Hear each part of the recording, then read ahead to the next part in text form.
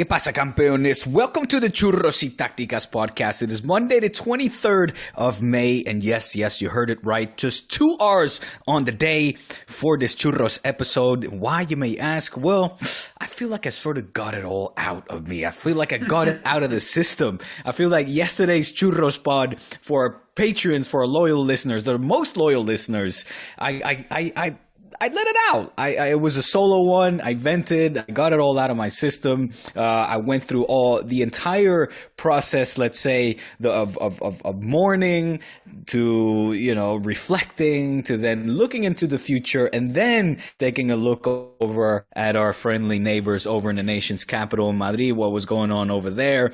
And, had my chuckles, okay? Had my laughs, had my moment of mocking the situation. But I feel like today's a new day. That was yesterday. I don't want to linger too much in what was yesterday, but instead with my good buddy and founder of this podcast, Churros y Tácticas, Kiyan Sobhani, get really into the nitty-gritty of things, break it down from more of a neutral perspective, if that's possible, and just sort of get some reactions as well. Of course, mind you, Kiyan and I have not spoken yet to each other. That is, we've dropped the odd messages over WhatsApp, but we haven't spoken about everything that has been going on, that has developed over the week. It's been an insane week. I feel like it's also not been a week where that has put me in a position today to be rolling off R's and sticking my chest out and pointing too many fingers, laughing over at our friends over at the White House, but instead, sort of now take a calm approach and talk about things, break things down from a tácticas perspective, and throw in the odd churro here and there. But anyways, here we are. It is Monday. The league is over. It's done and dusted. La Liga Santander season 2021-22 has come to an end. And Madrid campeón, congratulations. We'll be breaking all that stuff down. And of course, the big headlines as well. So, Kiyan, my man, first question, have you overcome the shock, the disappointment, the whatever adjective you want to add to it? Have you overcome this massive, I guess, loss? Even though you guys never had him, it felt like he was a Madridista. Have you overcome the loss of Mbappe not joining Madrid? So, first of all, before I answer that question, I will just preface it by saying I'm a little bit disappointed. I was expecting more vitriol and more trash talk. Really? I was prepared to come in hot, and you've disarmed me completely. You've disarmed me. I have. Oh. You've alleviated the tension. Killing you with kindness. So, I can't dare to respond with trash talk, but maybe it'll come later in the podcast. Well, I don't know. Did you manage to hear some snippets out of yesterday's pod? I refuse to listen to it. You know how it's like, sometimes when like a player will they'll go through a really bad loss in their career, and then years later a journalist will ask them, have you ever rewatched that game? And they'll be like, I'll never watch it again.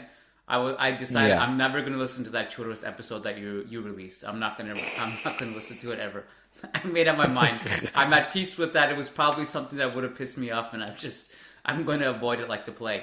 I don't know. I think you'd be surprised. Based on the feedback from our listeners, actually, Madridistas they loved took it in good. Actually, they enjoyed it. It was a freestyle apparently, and they said it made their day. The banter was good, so maybe I wouldn't have been pissed off with it. But I wasn't in the mood to listen to it, not until now. So sure. Well, I gotta say, I was quite surprised at how, derrotado is the word I was using. I mentioned on the pod yesterday that I had to leave because I had just one day off, and we went to the beach with other friends and families that have kids, and a few of them are Madridistas. And when I got to the beach, they were destroyed. Literally, they were destroyed by the news that Mbappe was eventually decided to stick to PSG and not come to Madrid. And that really surprised me, genuinely. Obviously, I get the disappointment, but from disappointment to destroyed is a big leap. You guys won the league. You're in the Champions League final. Okay, this player didn't, in the end of the day, he chose to stick with his native Paris, or in the city of his native city, let's say. I don't want to say that PSG was the club of his youth, but he decided to stay. So be it. There's other players, and Madrid will continue to be great. So to put things into perspective, I don't think there should be a surprise, because I've also seen Madridistas say, man, this is embarrassing how much we talked about him beforehand, and like being this devastated. For some journalists, certainly, yeah. But listen, I actually think Real Madrid fans have the right to feel that way. But I actually thought like no one who's neutral generally likes Real Madrid, but this is the first time in like history there I've seen people actually, not sympathize is not the right word, but be like, man, what the fuck is happening? Like how that there is a bit of a banded brotherhood forming kind of in this anti-PSG clan that's forming around Europe. Definitely. And like, how is this possible? So to put things into perspective, and to me, why it shouldn't have been a surprise as to why we were so devastated by it. And I'll include myself in the conversation because I firmly believed, and I also was excited because I think he's an unbelievable player. The reason why I think this was so crazy and surprising and devastating was like, think about like what happened here. What happened was he's on his way to his quote unquote childhood club or whatever. However, a lot of people just don't believe it now. They just think he's a mercenary. Yeah. And rightfully so. Yeah. But all of a sudden, a country just swoops in with a briefcase of 300 million euros and snatches him away. And it's no, not snatches him away. Can I just press pause? Because I actually, on Saturday evening, I went to bed listening to your emergency podcast, yours and the folks of Managing Madrid. Yeah. And I went to bed with a big smile on my face, and I'm glad our pain I had brought sweet you dreams. joy. I had sweet dreams, but I was, you guys. I heard key words such as "this is unprecedented." Well, no, it's not. Yes, do you forget Diego. everything? Nothing like this has ever happened. Kiyan, what are you talking Whatever about? example you're going to bring up has never been close to this. Kiyan, get out of your echo chamber that is Real Madrid and just look over to the Ciudad Condal. I'm trying to give it to you. At Barca, man. Neymar. At Barca, this has happened with PSG multiple times. It happened with Neymar. It happened with Berratti. It happened with Marquinhos. And I can continue down the line. Xavi Simons. You can even throw Messi in the mix, if you will, bro. Like, Fine. This is not unprecedented. Players that have wanted to leave that golden cage have not. Berratti was dying to come. He posed with a Barca shirt on Mundo Deportivo on the cover. And he didn't fucking end up coming. Fine, so this is not unprecedented. But this is not unprecedented. But not with this. It is unprecedented with this amount of money. Messi's situation was unique. It's that, and that was that he would have stayed, but Barca couldn't keep him, and La Liga wouldn't let Barca keep Messi because of the salary cap stuff and the wage structures and stuff like that. Fine on Neymar, but if that's the case, then you of all people. Marquinhos. Okay, but not with this amount of money. But then in that case, you of all people should sympathize with this in a sense that like this is crazy that they can get away with this shit, man. I do. Okay, so like I do. It's just as little sympathy that we were getting from Madridistas. Yes, the culés are sympathizing. As I said yesterday, this is where united we stand. It's continuing to strengthen the bond, oddly enough, between Madrid and Barca.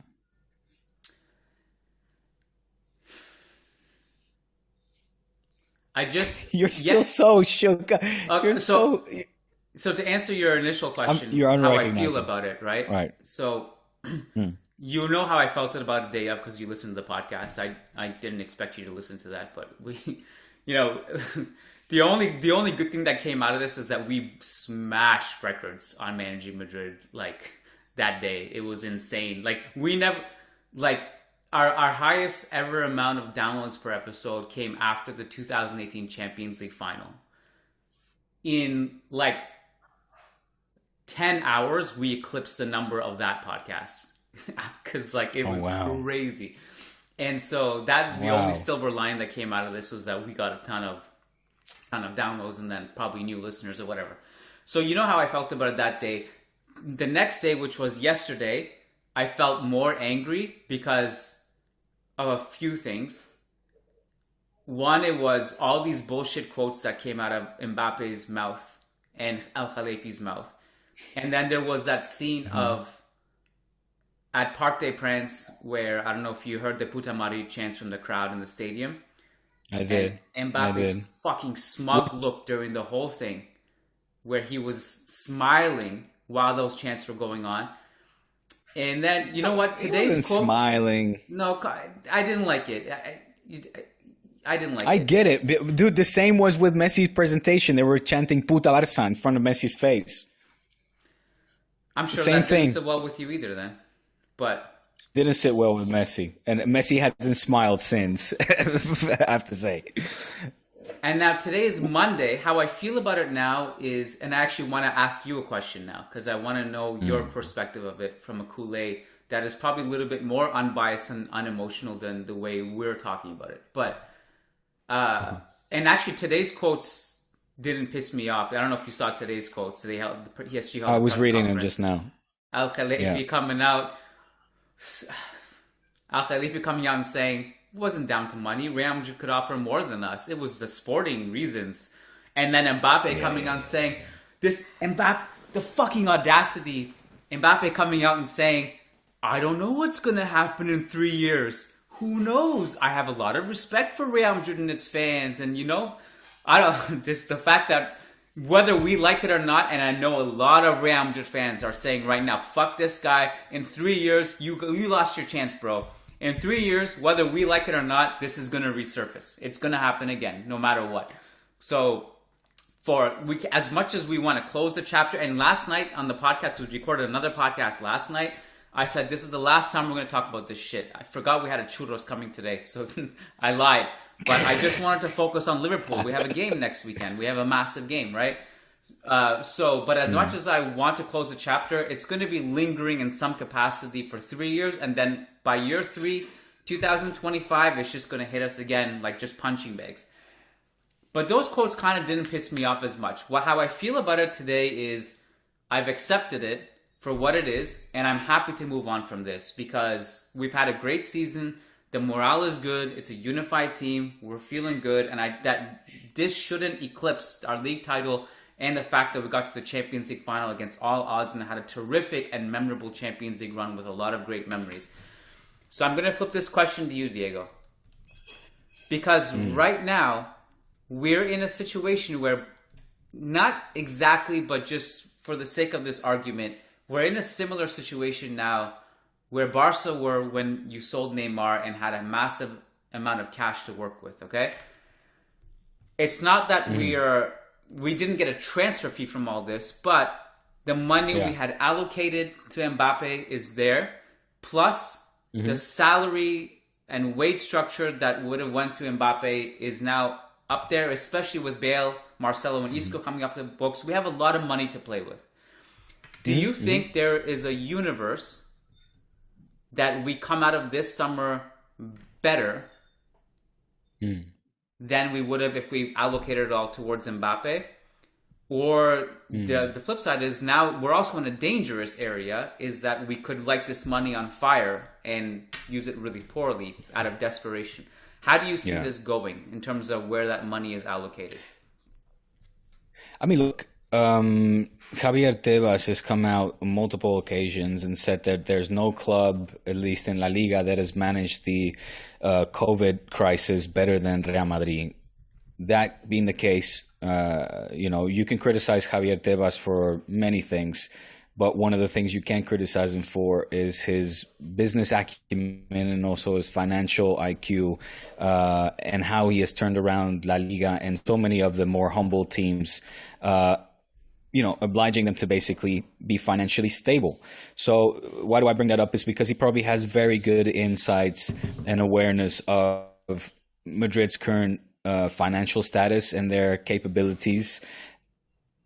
Also, Madrid, Florentino Perez have shown over these past 2 years to almost be the anti-Bartomeu, meaning they've been very strict with the players that they've been signing, very prudent in the contracts that they've been handing out, even the renewals. If you're not happy here, there's the door, Sergio Ramos. So it hasn't been a case where it's like, oh, we are Forbes number one most profitable club in the world. Let's start handing out this money like it ain't no thing. Dollar bills, y'all.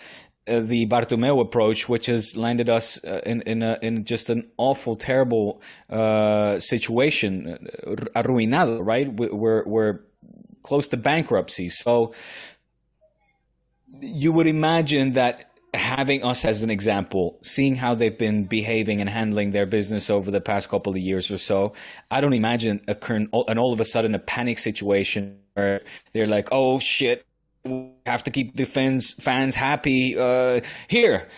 Throw this money at Harry Kane for 300 million. Like, that's not going to happen. It's not a case where your main superstar or one of your main superstars have been stripped away from you by Qatar Saint-Germain, and you need to start filling the sporting headlines with the front pages with a new signing to keep the masses content. All Madridistas, I would imagine the vast majority, you will have a better idea, are certainly not blaming Florentino for this. The only thing, I think, sticking to our critical nature that we like to have on this pod, the only thing that you could potentially point a finger at Perez, and it surprises me from him, seeing the way that he snatched Figo away from us, is why wasn't there a pre-contract signed between Mbappe and Real Madrid, the same way that he did with Luis Figo back in the day, and then come out to the media and say, look, I've got a contract signed with Mbappe. If in case he doesn't come, that's fine, but at least we're going to get some money out of this. So I'm surprised at you can't really call it naivety, this slip up. Right. They thought his word would be enough. They thought that his schmoozing and sweet talking of a supposed Madridista fan past was enough to lure him away from the golden cage that is Qatar Saint-Germain. But that's not the case. So again, I don't want to digress, but if anything, you could be critical about that. However, having said that, I would imagine that the vast majority of Madridistas are still in full support of the current president, and that Florentino, therefore, will not have a knee-jerk reaction and sort of say, here's all the money, let's go out and spend that on whoever. I mean, I would imagine that they would take a much more systematic and calm approach. It's a very long summer, Kiyan. We're only in the month of, reaching the end of May now. You know how the summer months are here in Spain. And we'll see. We'll see who is next on the list, who's option B, if you will, or option C, given the fact that also Haaland is, of course, departed to City. So two of the big superstars of this upcoming decade are off the table for now. I'm just hoping that Robert Lewandowski is not option C. Please let him come to Barca. We need them. All right, so you brought up a lot of interesting points. And with regards to the Figo thing, I thought a lot about this because this is something that's been brought up a lot this weekend. And Lucas was suggesting on the Manager podcast yesterday, because I asked him, what is it that he's supposed to do differently in this scenario? And Lucas was saying, well, you should have done the pre-agreement, just like what you said, and not taken his word for it. Because as much as you can take his word for it, we have to remember we're not dealing with, I don't know, some random club. We're literally dealing with something much bigger than that. And I think you're both correct in saying that, but I guess, not a counter, but just the devil's advocate would be, I think that was really difficult to do, because how are you going to force him to sign that pre-agreement? What are you going to do to force him to do that? And are you just going to say, okay, you have to do it by this deadline, or are you going to move on? I think it's going to be really hard. As soon as in January, as soon as he started doubting, or let's say started to run loops around you and started to this whole hesitation game, that should have been a red flag. That should have already sent alarm bells running in Florentino's office to say, hey, I thought this guy couldn't wait to come to our club. I thought this was his childhood dream. You have the chance now to legally sign for us. Why the doubts? Let's make this happen. Let's make it official. I understand, but if he says no in that situation, he says, I need more time. Do you just say, sorry, ship has sailed? you got to play tough love at some point. This is I understand, but I think it's really difficult. I agree with you. I'm just saying it's a difficult thing to do, because then maybe it's a you know, maybe you miss out, or maybe you don't. Like, maybe he legitimately just wanted more time, and then he signs in June. I'm not disagreeing. I'm just saying I think it was easier said than done, because it's not just a regular player. I think it's a player they just really didn't want to pass up on. Maybe they didn't want to piss off or pressure or whatever. But I agree with the idea in principle. I just think it was probably more difficult to do. That's all.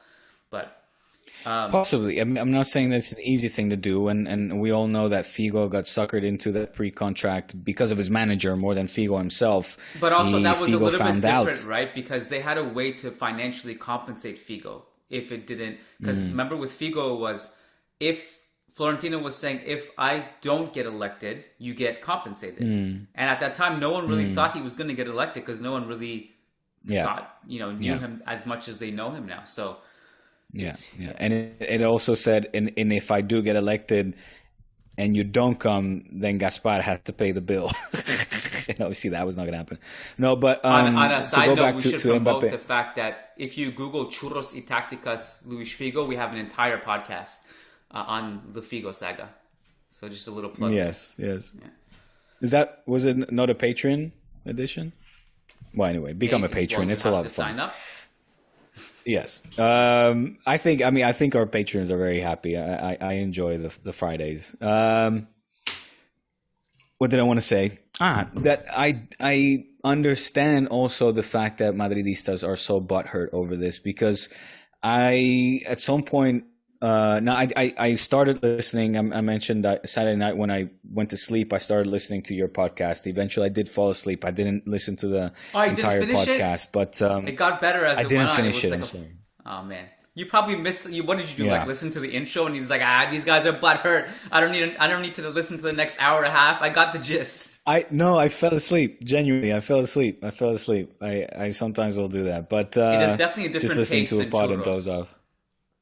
Yeah. No, it was enjoyable. I was enjoying it thoroughly, but now I forgot my train of thought. What I wanted to the butthurtness of the Madridistas. Yes, what I sympathize with greatly, and what got me thinking as well in that moment in time.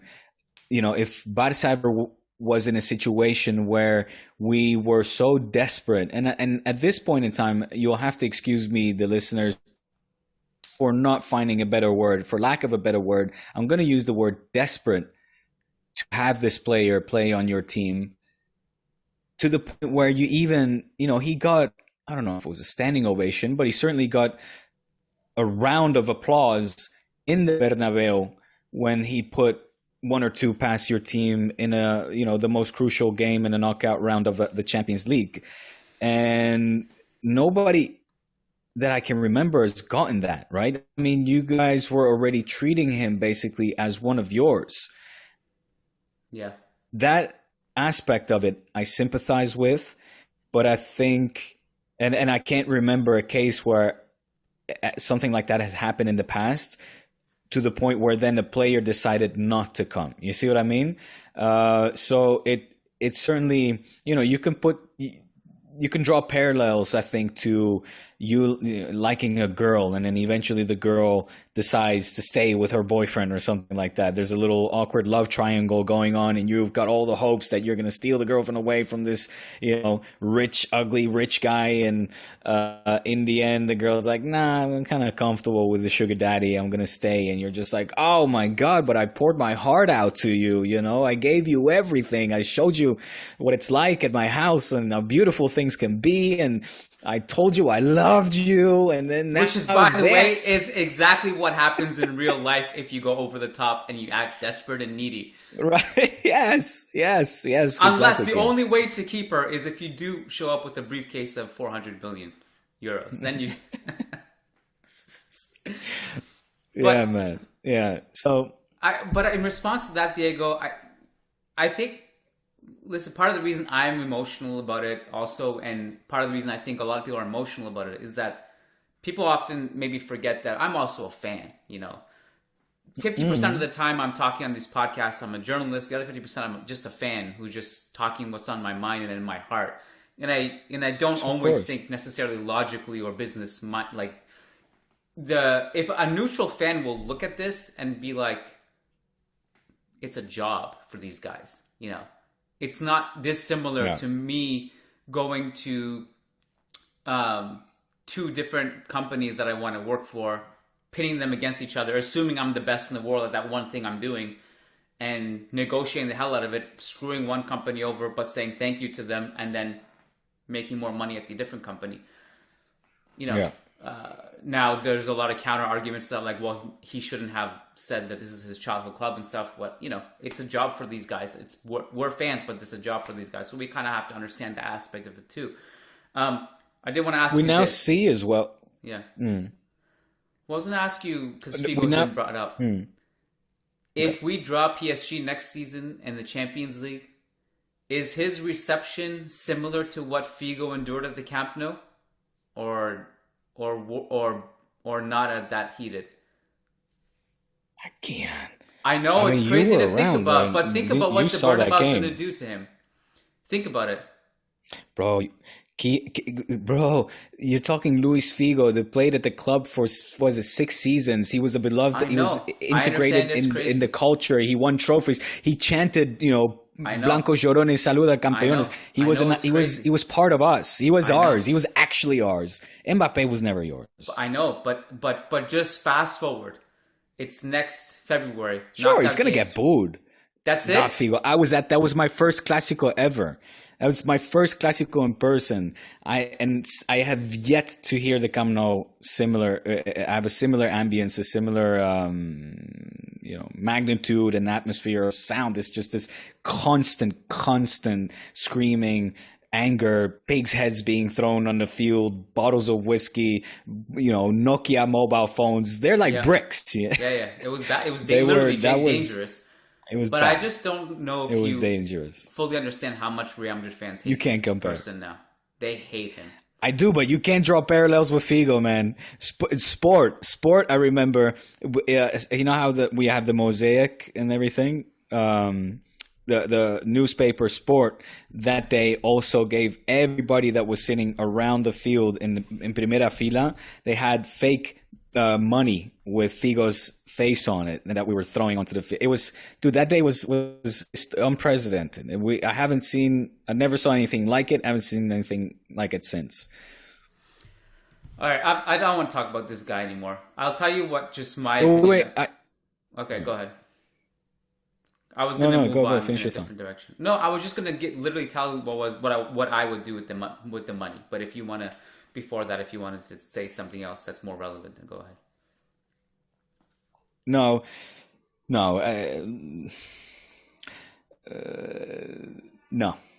I don't want to rub any salt into the wounds. I said, I had my. The moment you start hesitating, it's no longer Churros y Tácticas. It's Monday. That's for the Friday. I did that yesterday. I chuckled it up. No, I mean, listen. I think at the end of the day, La Liga's worse off for it. I don't really know. I appreciate Tebas's effort to sort of try to bring justice, financial, economical justice to the situation by doing whatever it is that he's doing with PSG and UEFA. I think that in this moment in time with Ceferin hating Real Madrid and Barça, there's no doubt in my mind that there's something weird going on behind the scenes. Haaland going to City, another nation state-owned club. Mbappe staying at PSG. Ceferin was probably there. Who knows? I don't know. I feel like that that there's plans to sort of move away the old guard and try to make way for the new. Let's call them young guns, young money, new money. And I find that a little bit worrisome, troublesome for clubs, you know, the old guard, clubs like Barça and Madrid. And I don't know what the future looks like if this continues, because we cannot compete. We cannot compete against infinite amount of cash. We cannot compete. Some listeners might say, yeah, but you guys always talk about there's always the humble clubs and, you guys are supporting the rich clubs. And yes, but you would, there's always been some sort of balance or some sort of structure there. I think it's really time. Why I'm bringing all this forward is I think it's time for salary caps to be introduced into this game. Other solutions, I can't think of. I think that's the most just and the most creating a level playing field for all teams. Is just let's introduce salary caps now. Well, it exists in La Liga, and it's actually brought in parity to it. I mean, it's prevented. Yeah, across the board, though. Yeah, it has. Yeah. But I mean, the difference is that what you're speaking of, like Real Madrid and Barcelona have always generated their own money. Yeah. They're not. It's a very easy counter. Like, I don't know if you saw Lineker's tweet. I talked about this yesterday. Like, Lineker was saying there's an overreaction to this because Real Madrid and Barcelona have always been able to spend a lot of money. Like, that doesn't make sense. Stop. Don't spew this nonsense, because I agree. While you're right that Real Madrid and Barcelona are entitled and privileged to historically to have more money than other people, they've also generated their own money. And what we're seeing now is something completely different. And in 3 years, 4 years, 5 years, Newcastle is going to be in this discussion too. If they aren't already, they're going to be in this. Yep. I will say what's optimistic is that, and I agree with you about the salary cap, and there needs to be reform in the structure. I also agree with you that while Tebas is right, it's not going to go anywhere, because I joked about it on Twitter. It's like reporting Al Khelaifi to Al Khelaifi. Like, this is just going to go ahead to basically Al Khelaifi, Seferian's like best friend at this point. What's optimistic, I would say, is that I think Real Madrid and Barcelona are going to generate a lot of money, even if relatively speaking it's less than the oil clubs. It's both of them are doing, Laporta and Perez are both doing amazing jobs right now at generating more money through sponsorships and the new stadiums and the renovations and stuff like that. And they also will have the prestige and the image of the club in their favor. They're going to be really good regardless. And I will say also, right now, the culture at both Barcelona and Real Madrid is superior than the culture at PSG. I won't necessarily speak for Manchester City, because I actually think they're well run. But certainly, there's a difference there. Yeah, certainly right now, like, PSG is a pretty toxic environment. And it is. It's not for nothing that, since his arrival, Neymar has been every summer begging to come back to Barca. When I said we haven't seen Messi smile since his presentation, it's the truth. I don't know if you saw images, I think it was yesterday. Yeah, it was yesterday. After, the players were walking around the not the Stade de France, Parque de los Príncipes, right? The Parc des Princes. I don't know. Forgive my French pronunciation. But walking around the freaking PSG stadium, Messi looked depressed, bro. Like, there's just zero feeling between him and the fans there, him and the club. Like, there's something very toxic going on there. And you can see that all the money in the world cannot heal or create a sort of bond and a unity between players and the club. And I think we're going to continue to see that, Does that mean that PSG will never win the Champions League? Of course not. I mean, all odds at some point will have to point to them. They've already been favorites for many years. At some point, they're going to win it. But I just don't see this project being sustainable at this point, despite obviously finances not being an issue. I think that some point players will be like, you know what, dude, don't go there. It's not a good place. Maybe that's just wishful thinking, though. I don't know, because I tell you what, and to name one more name, Dembele is going there next. Shit, what day is it? Monday. Fuck. I was going to ask you, but I have to edit. No, fine. Okay, just cool. Keep going. So on that note, this might get a little bit weird here, but this is a weird podcast. On the note about like Messi not smiling in a long time and all the money that players have going there, I don't know if people realize this, but at some point, money just doesn't make you happier. That's just, it's like almost proven historically. We have so many case studies of this. We have so many millionaires now who grew up broke and say it doesn't really solve much. It solves obvious things. I can just speak anecdotally of like, I'm not a rich person, obviously, but I've been at a phase in my life where money was really tight and it was really, really difficult to, like, it was just paycheck to paycheck, and it was a lot of going into grocery stores very methodically, buying only the cheapest things, not necessarily the healthiest things, stressing, going to sleep, really worried about my financial situation, and then going from that to just being a little bit more comfortable and not having to worry about that stuff. It doesn't make you happier.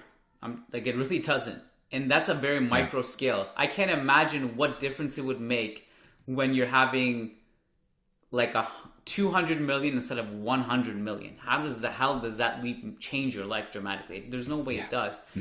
So at some point, like, players have to just realize if you go there, you're going to be trapped in a lot of ways. Yeah. So just don't go there. Just avoid it. Do a 180 turn. Avoid it like the plague. And Dembele, to me, it looks like he's going to go there, because I was actually going to ask you about that, because I think Alemany had a quote about that. And there was something he said interesting that was like, I have an opinion about Dembele, but I'm not going to share it. Which to me just basically meant he's gone, because why would he say that if he's staying? Why would Dembele want to go there for just a little bit more money? Now that Mbappe is staying there. If Mbappe left, I would have understood, because now he gets the right wing. He gets a de facto place. If Neymar and Mbappe and Messi are all healthy, what the hell is he going to do there? Play like 10 minutes a game? I don't get it. So... Yeah, it's all crazy. Yeah, it's unfortunate. It is. We'll see. It's gonna be the summer is just starting. It'll be an entertaining summer. It'll be entertaining, fun to see who we are gonna get. By we, I mean you and us. I brought up Lewandowski, and I'm begging you guys, please don't throw your kashish. Don't throw those money bags at him, because I have a feeling, an inclination that Papa Flo might be like, you know what, we'll get the big Polak, and as a little treat, we can get him on the cheap. And no, is that an option? Is that a possibility? I wouldn't say it's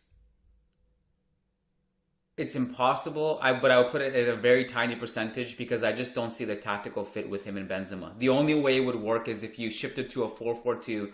You had Benzema and Lewandowski up front, Vinicius on the left, and like Ferry on the right or something like that, or Rodrigo on the right. I just don't see the tactical fit. With Mbappe, I could see the tactical fit. This one is a little bit more difficult, so I doubt it. I don't think you'd have to worry about that. So what's next? So this is what I wanted to say. This is what I would do with the money. I'll just say it, like, I've had 3 days to think about it now, and we've gone through so many names, and I've said this, pretty vocal about this. I don't want us to just sign players just for the sake of signing players because we have money and we have a point to prove. I think that's a very dangerous game to play.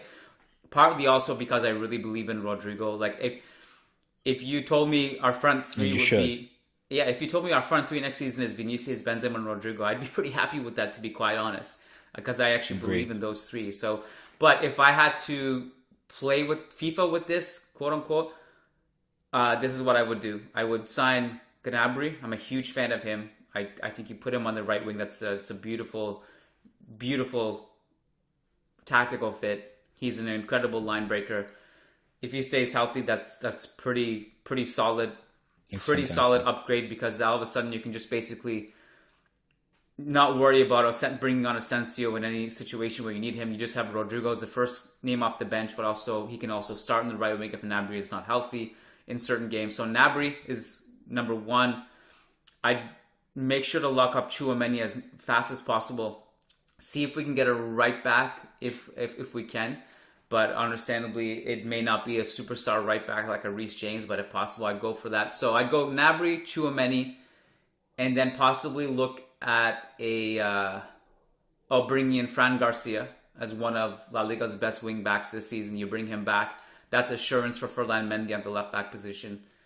And I'd be pretty happy with that because we're also getting Rudiger. Beyond that, if you want a backup striker, I'd probably see if I can sell Jovic and Mariano and then either bring back Mayoral, who's a better tactical fit as a Benzema replacement, or maybe look at Gabriel Jesus as an option because he's going to leave Manchester City anyway. What? Anyway? Yeah, he's going to. Reports are that Arsenal are going to try to bring him in. He was pretty close there. But if we can hijack that deal, the trick with that one is that he may be too good of an overqualified player to be a backup to Benzema and also maybe get in the way of other players. And also Benzema's barely going to get rested. But if the price works, I think he'd be a fantastic option off the bench. If not, you can go with Rodrigo as a false nine. Eden Hazard, by all reports, he's going to stay. So whether you believe in him or not, maybe you want to look at him as an option there too. So I think we'll be okay. Yeah. I think we'll be okay. At some point, you have to expect Hazard to go back to his usual normal self, get some consistency. I'm not buying the hype again. But all reports are that he's a completely different player now that the plate is removed from his ankle. Believe it if you want. Don't believe it if you don't want to. I don't blame you for not believing it, but so at least it's something encouraging to look forward to. But I'm not going to bank on it. But he's going to be around next season, and if he's going to be used in a rotational role, then he's going to be used. I think Gnabry is a very interesting fit and option for you guys. I just don't know with Rodrigo there. Are you going to sit him on the bench again for an entire season and playing the odd? Obviously he's legendary. He's legend status at this point at Madrid. I don't know his contract situation, but if I were Madridista, I would be more prone to give him continuity and confidence and minutes to, make up the front three, as opposed to bringing in a Gnabry who, are you going to bring him in to put him on the bench? I don't know. Maybe. Madrid does have a track record of, benching star players and still managing to keep everything right in a dressing room, right? Just look at the Zizou years with your Iscos, etc. But I read somewhere that there's an option where Barca might be in the bidding for Gnabry as well. I don't know. It's possible. And I know nothing about. It's possible, obviously, with Dembo's leaving. For some reason, and this might just be out of sheer hype from the media, from YouTube, from the highlights, and from seeing what he did over the weekend. But Rafael, the Leeds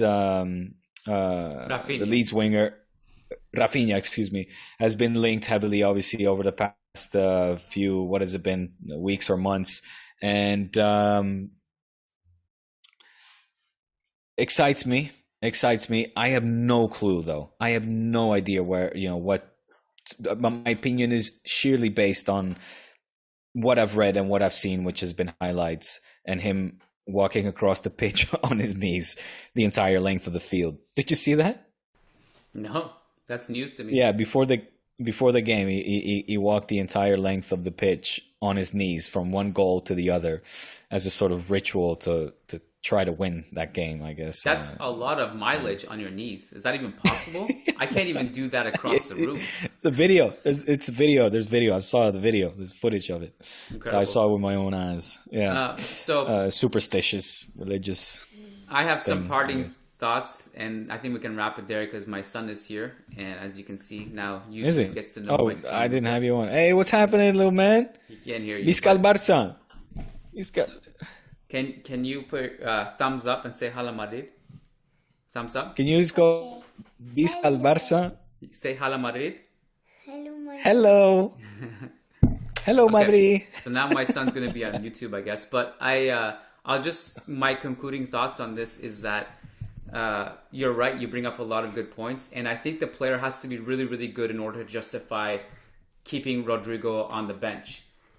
So if it's someone like Rafinha, for me, I would not sign Rafinha because while he's an interesting player, he's not better than Rodrigo, right? So that wouldn't justify it for me. But if Rafinha maybe comes as a bench player, possibly, it works. So you have to be really careful about who you bring in. And I think we can wrap it there because I got to go anyway. All right. So I appreciate you bringing up the UEFA Champions League women's final. I can't believe we didn't even get to that and the basketball Classico. I want to sit too. Yeah, you well, the EuroLeague final. Madrid choking. That was. Well, at least we got that far to show. All right, Diego, we gotta wrap it up. I want to Peace, sit bro. on the chair. Take care. Have a good one. Chair. You too.